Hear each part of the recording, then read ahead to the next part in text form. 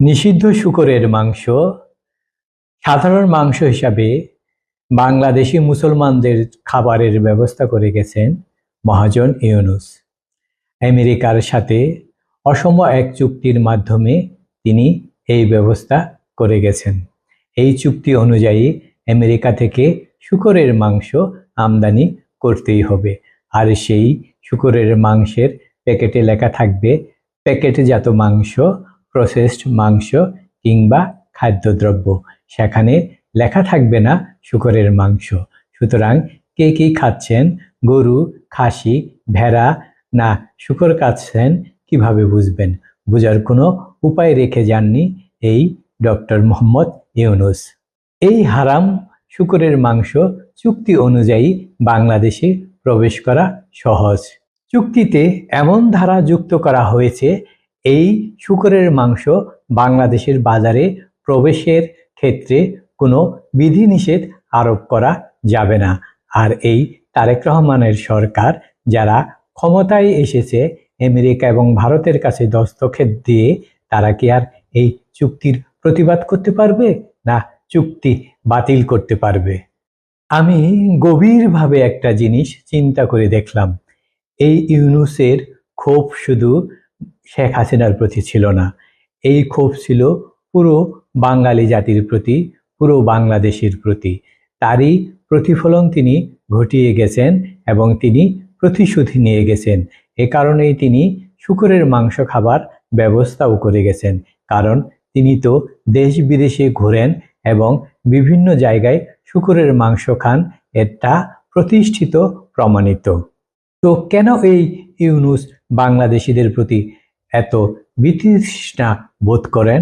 আমার মনে হয় তিনি যে সুদের ব্যবসা করেছেন, সেই ব্যবসায় তিনি আরও টাকা ইনকাম করতে চেয়েছিলেন, কিংবা সাধারণ জনগণকে আরও যেভাবে নির্যাতিত করতে চেয়েছিলেন, যেভাবে রক্ত চুষতে চেয়েছিলেন, হয়তো সেভাবে পারেননি।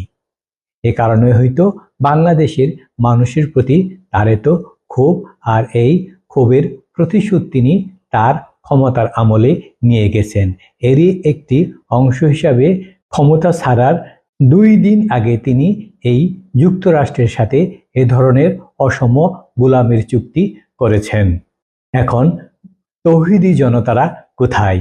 তারা কি এই ডক্টর মোহাম্মদ ইউনূসের বিরুদ্ধে মিছিল মিটিং করবেন? তারা কি এই চুক্তির বিরোধিতা করবেন? তারা কি এই চুক্তি বাতিল চাইবেন?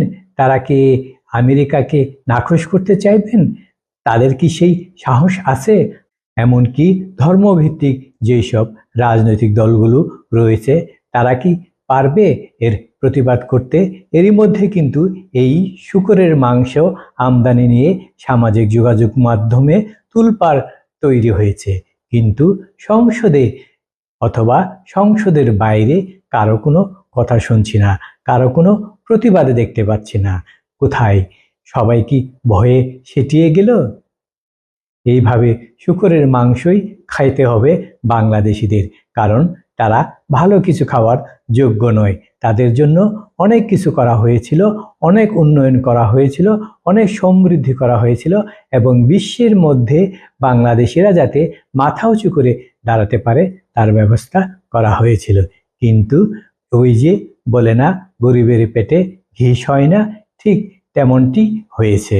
আর এই বাংলাদেশ এখন ধ্বংসের দিকে যাচ্ছে। সুতরাং হে বাঙালি, বাংলাদেশি মুসলমানরা, এখন আপনারা গরুর নামে শূকরের মাংস খেতে থাকুন। কিভাবে গরুর নামে শূকরের মাংস খাবেন? বাংলাদেশের ব্যবসায়ীরা কতটুকু সৎ! এই তো কয়েকদিন আগে রাজধানীর অদূরে পূর্বাঞ্চলে দেয়ালঘাড়া একটি জায়গায় 8 থেকে 10টি ঘোড়ার গলা কাটা পাওয়া গেছে। এর মধ্যে কয়েকটি ঘোড়ার মাংস কেটেও নেওয়া হয়েছে, আর বলা হয়েছিল এইসব ঘোড়ার মাংস রেস্টুরেন্টে বিক্রি হবে, বড় বড় আবাসিক হোটেলে বিক্রি হবে। আপনি যে গরু, ভেড়া, ছাগলের মাংস মনে করে এই সস্তায় শূকরের মাংস খাবেন না, তার গ্যারান্টি কে দিবে? বাংলাদেশের অধিকাংশই ব্যবসায়ী অসৎ, তারা স্বল্প মূল্যে আমেরিকার দেওয়া এই শূকরের মাংস গরুর মাংস বলে আপনাদের এখন গেলাতে থাকবে। আপনারা গিলতে থাকুন, আপনারা তো এরই যোগ্য। আপনারা কি ভালো কিছু পাওয়ার যোগ্য?